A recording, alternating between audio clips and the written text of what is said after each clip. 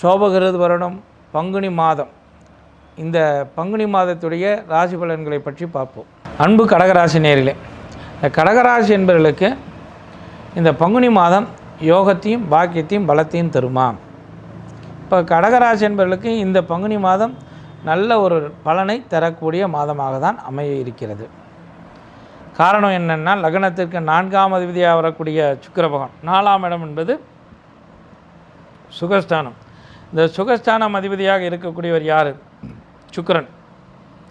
வீடு, மனை, வாகனம், வசதி, வாய்ப்புகள் இது தரணுன்னாலும் 4ஆம் இடம். உயர்கல்விகள் பார்க்கணும் அப்படின்னாலும் 4ஆம் இடம். அப்போது இந்த 4ஆம் அதிபதியாக வரக்கூடியவர் எங்கே இருக்கிறாருன்னா, லக்னத்துக்கு 7ஆம் அதிபதியும் 8ஆம் அதிபதியாகவும் இருக்கக்கூடிய சனி பகவானுடன் சேர்ந்து பலமாக இருக்கிறார். அப்போது சனி பகவான் சுக்கிர பகவான் சேர்க்கை. அப்போ இந்த இடத்துல கடகலக்கணக்காரருக்கு கடன் வாங்கி அதன் மூலியமாக வீடு கட்டுவது, வீடு, மனை, வாகனம், வசதி, வாய்ப்புகள் இதை பெருக்குவது இந்த நேரத்தில் நடக்கக்கூடிய ஒரு தன்மை இருக்கும்.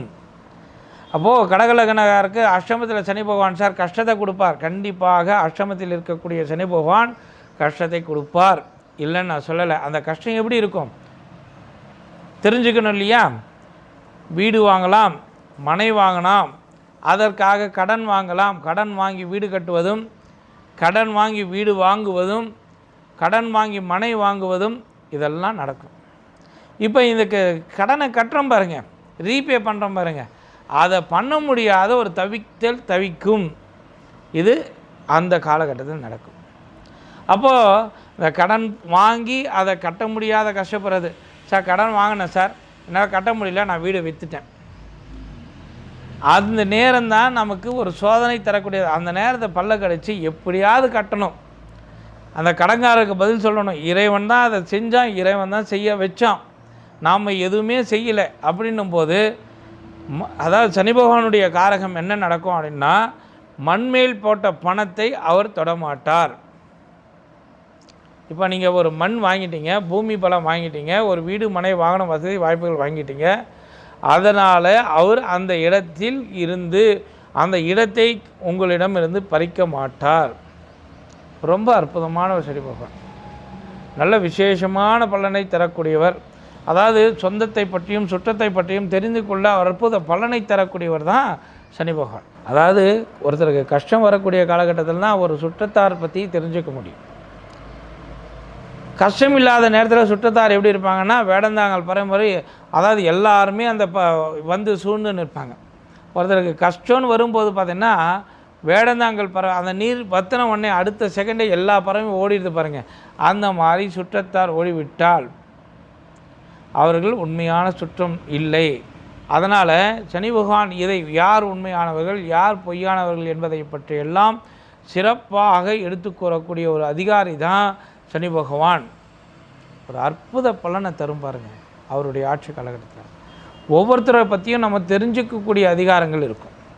ரொம்ப அற்புதமாக அவர் வந்து செஞ்சு கொடுப்பார். அதனால் அஷ்டமத்தில் சனி பகவான் இருக்கிற கஷ்டம்தான் சார் இருந்தது. கஷ்டம் மட்டும் இல்லைங்க, யோகத்தையும் தருவார், பாக்கியத்தையும் பலத்தையும் தரக்கூடிய ஒரு அதிகாரம் அந்த காலகட்டத்தில் இருக்குது. இப்போது சனி பகவானோட சுக்கிரன் சேர்ந்திருக்கார். ஜனன ஜாதகத்தில் சனி பகவான் சுக்கிரன் சேர்ந்திருந்தால் உங்களுக்கு இன்னும் அதீத யோகம், பாக்கியம், பலத்தை தரக்கூடிய ஒரு தன்மை இந்த ஜாதகருக்கு உண்டு. அப்போ எவ்வளோ ஒரு அற்புத பலன்லாம் இருக்குது பாருங்கள். அதனால் இது நம்ம வந்து என்னென்னா, இந்த காலகட்டத்தில் இது நடக்காது அப்படின்னு சொல்ல முடியாது.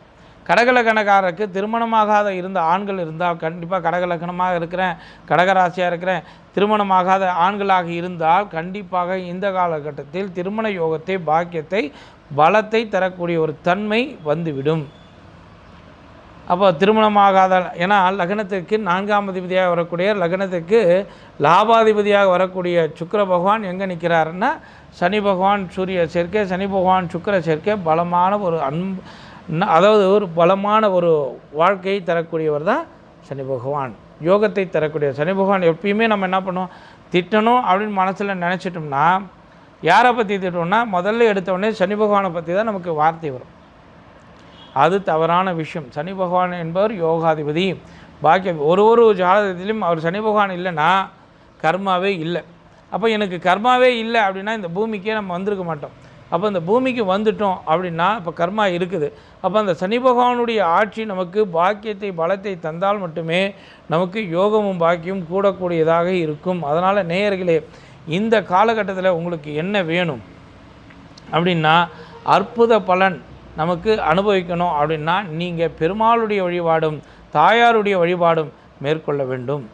அதுவும் எப்படி இருக்கணும், அதாவது சிவன் கோயிலில் இருக்கிற பெருமாளையும் சிவன் கோயிலில் இருக்கிற தாயாரையும் பார்த்துட்டு வரணும். இது எங்கே இருக்கிறாங்க அப்படின்னு நம்ம போனோம்னா, அதாவது பெருமாள் சிவன் கோயில் இருக்கிற எல்லா இடத்துலையும் பெருமாள் இருப்பார். ஆனால் பெருமாள் கோவிலில் சிவன் இருக்கவே மாட்டார். இதற்கு ஒரு அற்புதமான ஒரு ஐதீகம். இது ரொம்ப ரொம்ப விசேஷம். எல்லா இடத்துலையும் இது தவத்துக்கு உண்டான ஒரு நிறைய விஷயங்கள் இது கனெக்ட் ஆகும். அதனால் நீங்கள் என்ன பண்ணுங்கன்னா, முதல்ல இது சிதம்பரத்தில் இருக்கும். சிதம்பரத்தில் தாயார் கோவில் உண்டு, பெருமாள் கோவில் உண்டு. தாயாருக்கு தனி சன்னதியாக இருப்பார், பெருமாளுக்கு தனி சன்னதியாக இருக்கும். பெருமாளுக்கு ஒரு கொடிமரம், நடராஜருக்கு ஒரு கொடிமரம், ஆக ரொம்ப 2 கொடிமரமாக இருக்கும். இது ரொம்ப அற்புதமான பலனாக இருக்கக்கூடிய ஒரு அமைப்பு சிதம்பரம் நடராஜர் கோவில். அதனால் நேயர்களே, இந்த சிதம்பரம் நடராஜர் கோவில் போனீங்கன்னா முதல்ல தாயாரை பார்த்துருங்க, அதுக்கு பிறகு பெருமாளை பாருங்கள், அதுக்கு பிறகு நடராஜர் பாருங்கள், அதுக்கு பிறகு சிவகாமி அம்மனை பாருங்கள். யோகத்தையும் பாக்கியத்தையும் பலத்தையும் தரக்கூடிய ஒரு அற்புதமான ஒரு வழிபாட்டு முறையை உங்களுக்கு சொல்கிறேன். அதனால் நேயர்களே, இந்த வழிபாட்டு முறையை மேற்கொள்ளுங்கள். யோகத்தையும் பாக்கியத்தையும் பலத்தையும் பெறக்கூடிய அற்புத காலகட்டமாக இந்த காலகட்டம் அமையும்.